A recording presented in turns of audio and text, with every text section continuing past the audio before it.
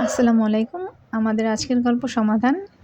Doctor মিরাজের সাথে প্রত্যক্ষভাবে শাওনের কোনো শত্রুতা নেই। ব্যক্তিগতভাবে বলতে গেলে শাওন তাকে রেসপেক্ট করে, কিন্তু কোনো এক পরোক্ষ অজানা কারণে ডাক্তার মিরাজের প্রত্যক্ষ এবং পরোক্ষভাবে শাওনের পথে কাঁটা বিছিয়ে রাখে। শাওন ডাক্তার সাহেবের চেম্বারে বসে আছে। তার সাথে দেখা করতেই হবে, যদিও তিনি দেখা করতে অপারগতা প্রকাশ করেছেন। যাত্রাপথে শাওনের সাথে দেখা হয়েই গেল। শাওন, আসসালামু আলাইকুম স্যার। আপনার সাথে দেখা করার জন্য ২ ঘন্টা ধরে অপেক্ষা করছি। ডাক্তার মিরাজ, তোমার রোগী মারা গেছে ৩ বছর আগে। এখন কেন এসেছো? রোগীর কোনো ব্যাপারে হলেও কথা ছিল। শাওন,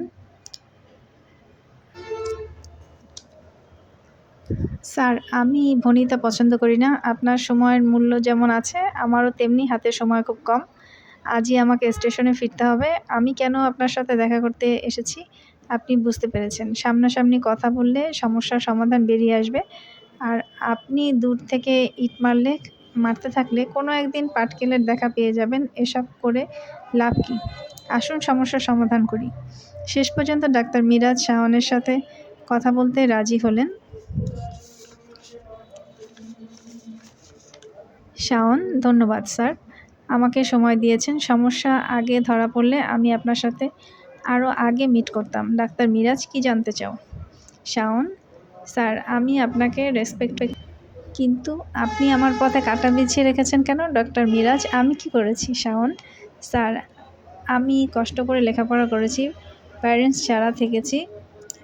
আমি যে পরিবারের সন্তান, সেখানে আমার মুখে খাবার তুলে দেওয়ার কথা, সেখানে আমার সবার কাজ গুছিয়ে নিজের খাবার ব্যবস্থা করতে হয় কেন?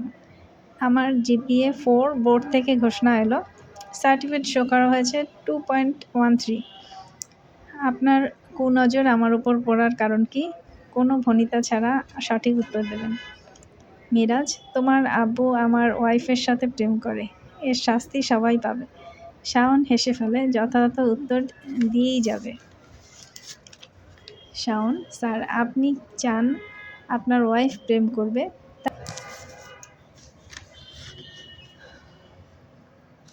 ডক্টর মিরাজ, কিভাবে? শাওন, আপনার ওয়াইফ বিয়ের পরে নাচ গান অভিনয় শুরু করে। এর তালিম খরচ আপনার থেকেই আসে। এসব করতে গেলে প্রেমের অনুভূতি রাখতে হয়। তাহলে সে প্রেমে পড়বে না কেন? আপনি তাকে হালাল রুজির ব্যবস্থা করে দিতেন, কোরআন হাদিসের শিক্ষা দিতেন এবং বলতেন, যা শিখিয়েছ তা অন্য মানুষকে শিখাবে। দেখতেন তার জন্য জান্নাতের পথ তৈরি হয়ে যেত। আপনি তাকে প্রেজেন্টার হিসাবে তৈরি করেছেন আপনার নিজের উপর ওঠার সিঁড়ি তৈরি করার জন্য। এখন তার প্রেমে কেউ পড়া আপনারা ভাবছেন কেন? কেউ প্রেমে পড়লে তাকে অপরাধী ভাবছেন কেন? ডক্টর মিরাজ, সে বিবাহিত জানার পরও সবাই তার প্রেমে পড়ে। এর শাস্তিস্বরূপ তোমার ভাগে পড়েছে শুধু কাজ আর দুর্বল সার্টিফিকেট। শাওন, স্যার, আল্লাহ একজন আছেন, আপনার ক্ষমতা আছে, এই জন্য ক্ষমতা দেখাতে পারলেন, কিন্তু হিসাবের খাতা ভারী হয়ে করে দিলেন। আপনি যেমন পরিবেশে থাকবেন, আপনার মানসিকতাও তেমন হবে। স্বীকার করেন আর না করেন, এটাই বাস্তবতা। কবরস্থানে যাবেন।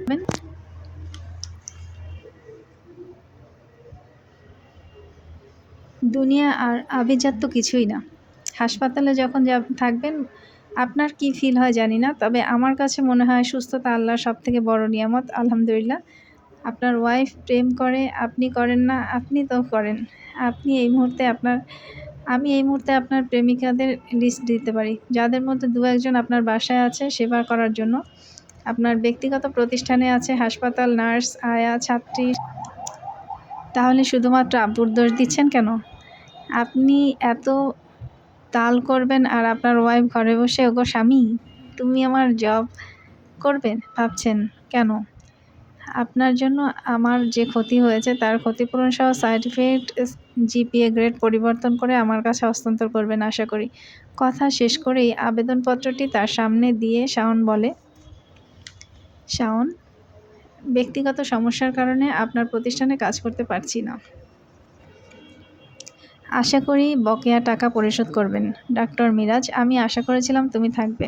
শাওন, এই মুহূর্তে সম্ভব না স্যার, দুঃখিত। স্যারের ওয়াইফ মৌসুমী পারভিনকে ফোন দিয়ে শাওন কথা বলে।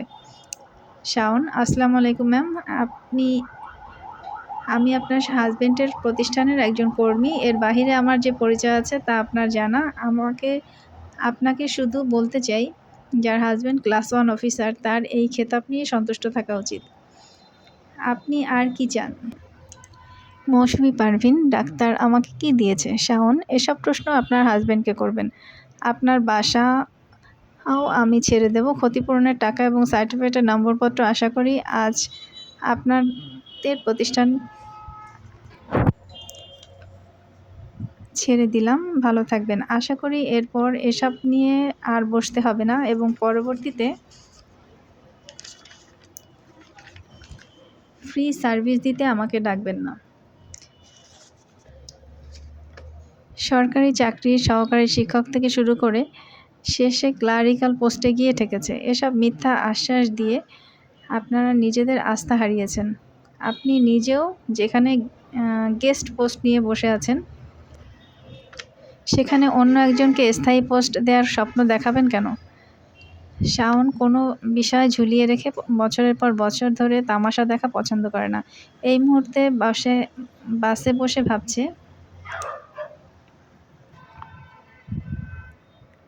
রাতে বাসায় ফিরে লম্বা ঘুম দিতে হবে।